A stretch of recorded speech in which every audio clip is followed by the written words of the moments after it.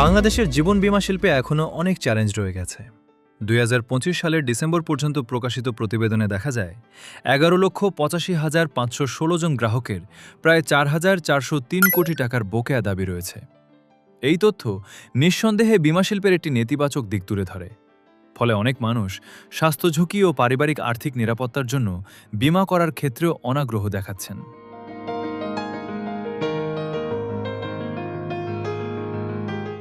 তবে পুরো চিত্রটি কিন্তু এমন নয়। অনেকেই মনে করেন বাংলাদেশের সব বীমা কোম্পানির অবস্থা একই রকম। বাস্তবে দেশের আর্থিক প্রতিষ্ঠানগুলোর মধ্যে অনেক বীমা কোম্পানি অত্যন্ত সফলভাবে পরিচালিত হচ্ছে এবং শতভাগ দাবি পরিশোধের নজিরও স্থাপন করেছে। বর্তমানে বহু প্রতিষ্ঠান আন্তর্জাতিক মানের সেবা প্রদান করছে এবং গ্রাহকের ঝুঁকি ব্যবস্থাপনা ও আর্থিক সুরক্ষায় গুরুত্বপূর্ণ ভূমিকা রাখছে।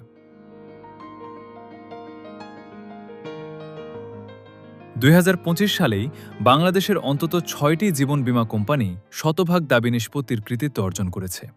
এর মধ্যে রয়েছে সোনালী লাইফ ইন্স্যুরেন্স সহ আরও কয়েকটি প্রতিষ্ঠান। এটি প্রমাণ করে যে সঠিক কোম্পানি নির্বাচন করলে জীবন বীমা হতে পারে আস্থার একটি শক্তিশালী মাধ্যম। দুঃখজনকভাবে এখনও অনেকেই বীমা খাতকে পেশা হিসেবে নিতে দ্বিধা করেন।